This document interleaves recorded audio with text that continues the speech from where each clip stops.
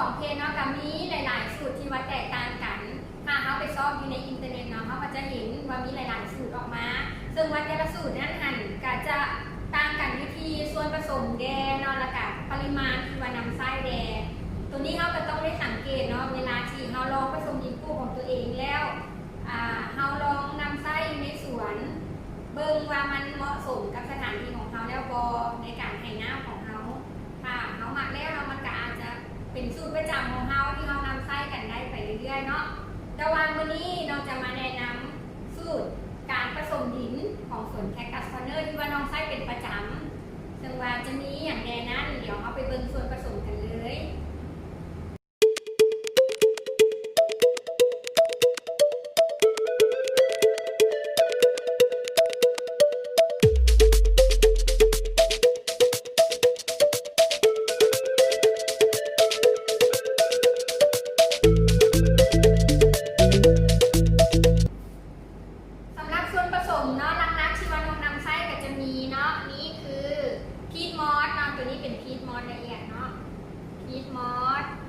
ซองมาจะเป็น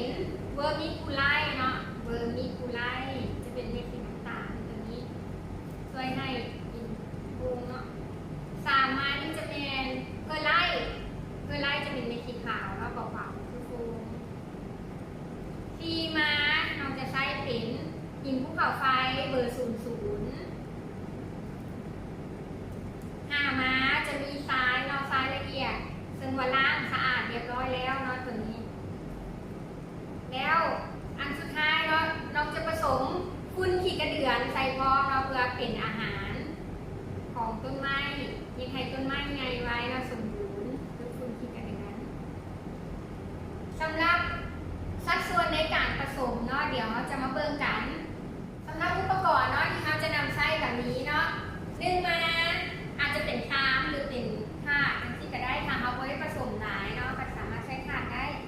แล้วถุงมือในการใช้คนดินเนาะเราจะใช้ถุงมือตัวนี้เอามาเบิ่งกันเลยเนาะว่าขั้นตอนที่1เราจะใส่อย่างแดงพีมอสนะอันนี้ว่าเป็นสัดส่วนหนาน้อยเลยค่ะใช้พีมอส1 จอกนี่เนาะเทลงไปเบอร์มิคูไลเนาะเราจะใส่แค่ครึ่งนึงเนาะครึ่งนึงจอก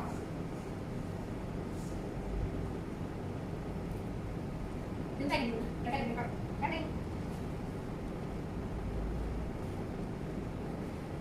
เพอร์ไลนี่ก็จะใส่ไปครึ่งนึงเท่านั้น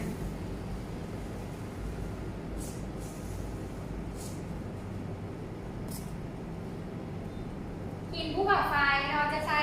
จอกนึงแล้วอีกครึ่งนึงเนาะเป็นจอกครึ่ง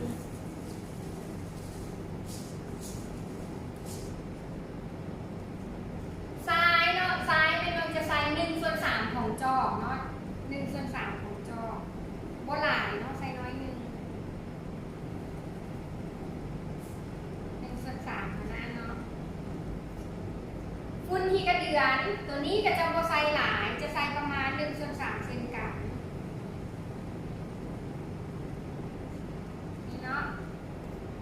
จากนั้นเราก็คนส่วนผสมต่างๆให้เข้ากันถ้ามันเข้มเกินไปหรือเขาอยากจะปรุงน้ำน้อยนึงก็ได้เนาะเวลาที่ว่าเขาผสมหรือจะเอาเป็นน้ำมักหรือคุณชีวภาพอย่างไรเราที่เป็นน้ำเราสามารถดึงใส่ได้ในตอนนี้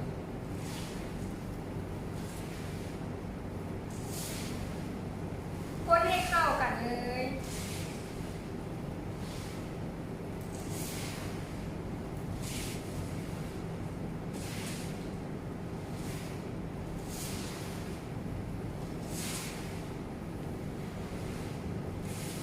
นี่เนาะ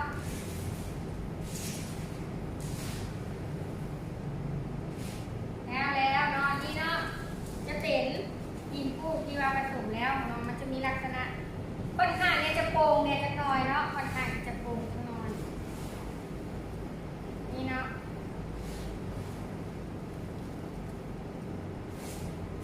ตัวนี้เมนูไส้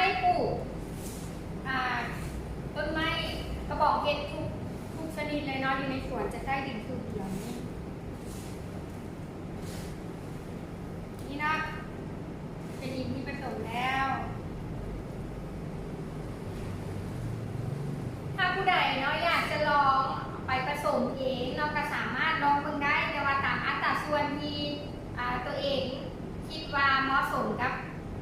ต้นไม้ของตัวเองเนาะก็สามารถดัดแปลงได้ไม่ต้องเอาตามสูตรของเราเลยก็ได้เนาะ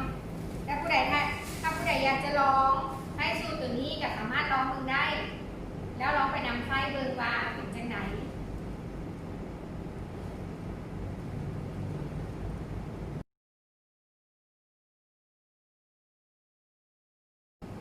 สำหรับหัวข้อในมื้อนี้ก็จบลงเพียงเท่านี้เนาะเรายังจะมาเจอกันในหัวข้อต่อไปเนาะคือการเปลี่ยนโถกระบอกเพชรเนาะแล้วพบกันในคลิปหน้าสำหรับคลิปนี้ลาไปก่อน